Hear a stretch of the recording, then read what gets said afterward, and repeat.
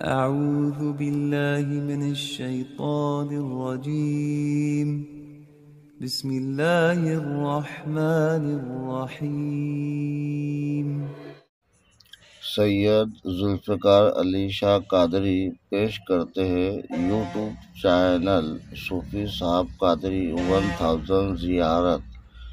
ہمارا منشا ہے تمام ہندوستان کی مزارات کی زیارت کرنا اور ساتھ ساتھ آپ کو بھی کروانا۔ اگر آپ ہمارے چینل پر نئے ہیں تو ہمارے چینل کو سبسکرائب کریں تاکہ آپ کو ہماری آنے والی ہر ویڈیو کا نوٹیفیکیشن مل سکے۔ السلام علیکم ناظرین، ہم آج ہے بیجاپور میں آئے ہیں اور ہمارے عزیز دوست حکیم دعوت صاحب ان سے گفتگو کرنی ہے، تو ایک سوال تھا، مطلب چلو بات کرتے ہیں انشاءاللہ تعالی۔ ہاں حکیم صاحب السلام علیکم۔ وعلیکم السلام ورحمۃ اللہ وبرکاتہ۔ یہ دیکھو ابھی بہت ہی بہترین اور بہت ہی اچھی بات ہوئی بیچ میں کہ بھائی جو آپ سرور کونین محمد رسول اللہ صلی اللہ علیہ وسلم نے جو حجۃ الوداع پر یوم عاشوراء پر جو بیان فرمایا تھا کہ میں دو چیزیں چھوڑ کر جا رہا ہوں، ایک قرآن اور ایک اہل بیت۔ اب اس پر بعضوں کا یہ آتا کہ وہ قرآن اور حدیث کا ذکر کیے تھے، اس میں حقیقت کیا ہے اور اس پر آپ کیا روشنی ڈالیں گے؟ ماشاءاللہ، بہت اچھا سوال ہے آپ کا۔ شروع اللہ کے نام سے جو نہایت رحم و کرم والا ہے۔ دیکھیے، ہم جب بھی جو بھی بات پیش کرتے ہیں اپنے منطق سے پیش کرتے ہیں، کیونکہ آج ہم دیکھتے آ رہے ہیں ماحول میں کہ فتویٰ بازی کرنے والے لوگ بہت ہوتے ہیں کہ یہ کچھ بھی باتیں کرتے ہیں، کہاں سے لائے، کون سے کتاب میں ہے، وغیرہ وغیرہ۔ تو پہلی بات یہ واضح کر دیتا ہوں، نہ میں کوئی عالم ہوں نہ کوئی مفتی ہوں۔ ہم اپنے منطق سے دین محمد کیا ہے جو ہم نے سمجھا ہے وہی پیش کرنے کی کوشش کر رہا ہوں۔ تو آپ نے بہت ہی بہترین سوال کیا کہ سرکار دو عالم صلی اللہ تعالیٰ علیہ وسلم نے تمام صحابہ کے سامنے آخری حجۃ الوداع کے موقع پر ساری باتیں پیش کی۔ طویل خطبہ تھا وہ۔ تو پہلے لوگوں سے گواہی لی گئی کہ میں نے جو بھی علم تم تک پہنچانا تھا وہ تم تک پہنچانے میں نے کوئی کسر نہیں چھوڑی ہے، ہر علم سے میں نے تم کو وابستہ کیا ہے۔ تو سرکار کو تمام صحابہ نے گواہی دی، لبیک یا رسول اللہ، آپ صحیح فرما رہے ہیں۔ تو پھر سرکار نے کہا اب میں جو کہہ رہا ہوں اس کو بڑے غور و فکر سے سننا۔ میں تمہارے درمیان میں دو چیزیں چھوڑے جا رہا ہوں۔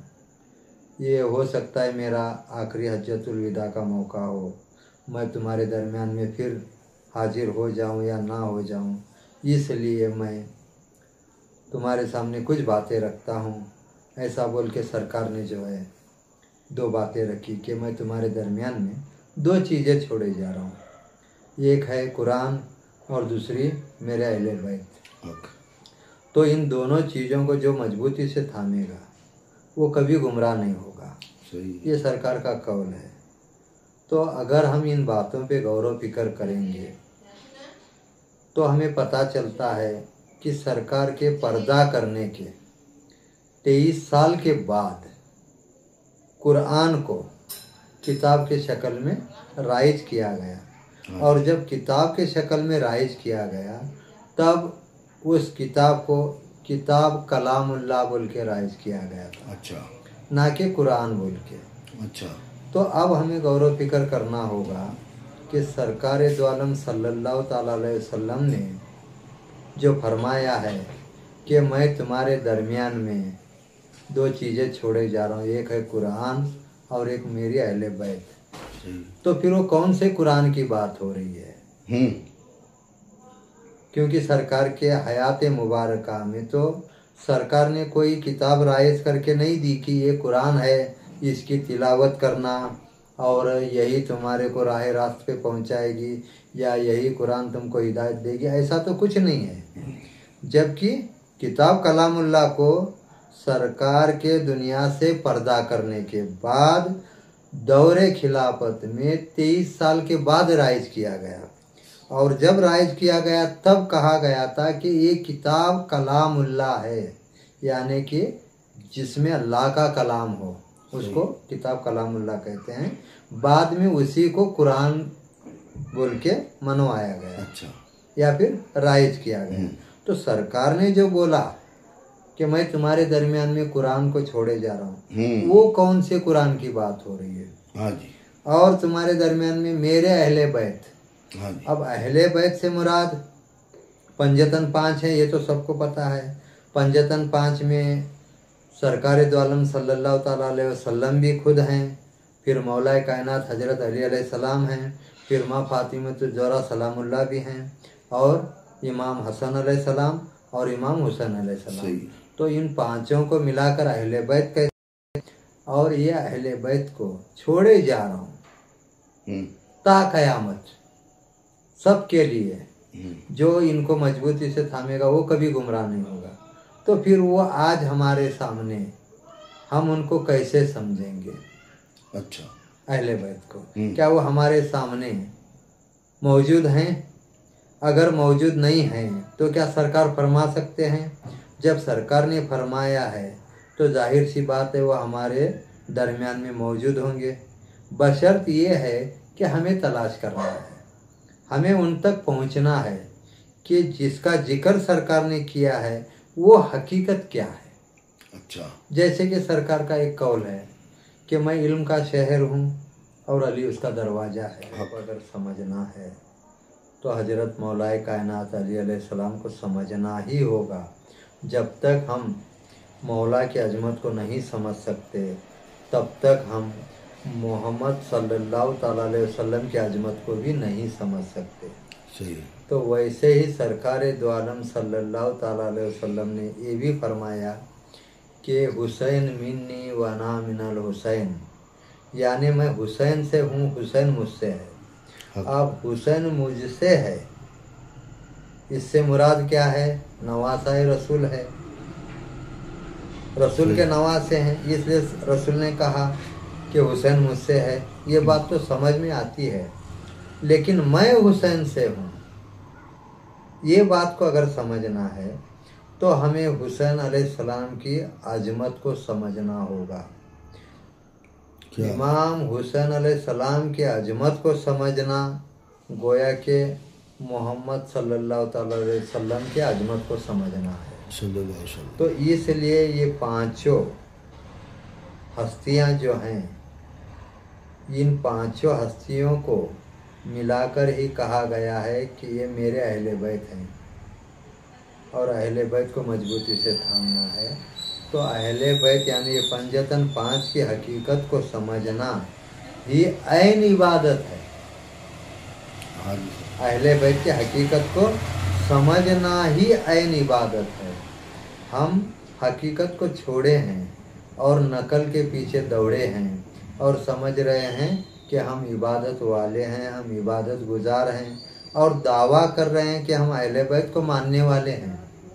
मानने वाले कहना और जानकर मानना और मानकर तस्लीम करना, तस्लीम करके इबादत करना, ये दर्जात होते हैं। और ये दर्जात से गुज़र कर तस्दीकुन बिल कल्ब, यानी दिल हमारा मुतमईन हो जाना, ये अलग मौजूद है। तब तक हम नहीं कह सकते। जैसे कि मान लो कि मैं ज़िंदगी भर नमाज पढ़ता रहा, उसके बावजूद भी मैं तय नहीं कर सकता कि मेरी नमाज कबूल हुई या नहीं। क्यों?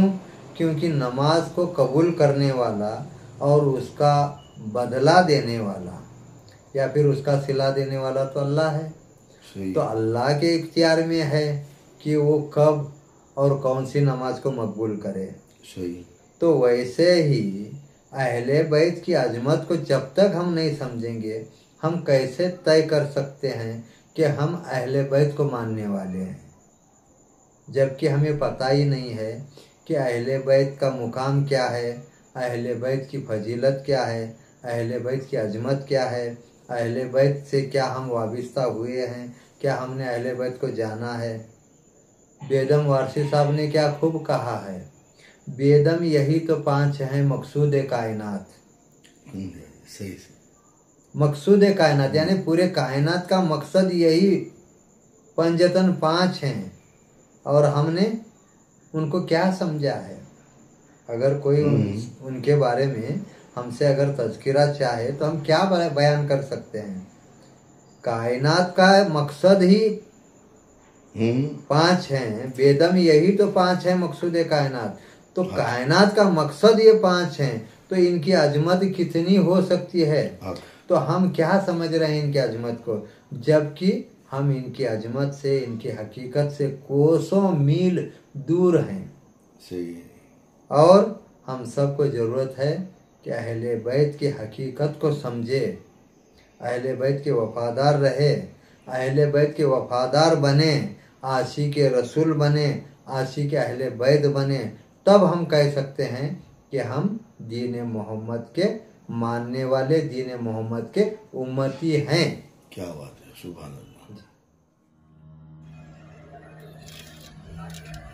इसी तरह से हम लोग हर रोज नई मज़ार पर जाकर ज़ियारत करते हैं और आपको भी करवाते हैं। अगर हमारा वीडियो अच्छा लगे, पसंद आए तो अपने दोस्तों में, रिश्तेदारों में शेयर कीजिए और अच्छे कमेंट करके हमारी हौसला अफजाई कीजिए। अगर हमसे कहीं कोई गलती या खता होती है तो हमारी रहनुमाई करें। शुक्रिया।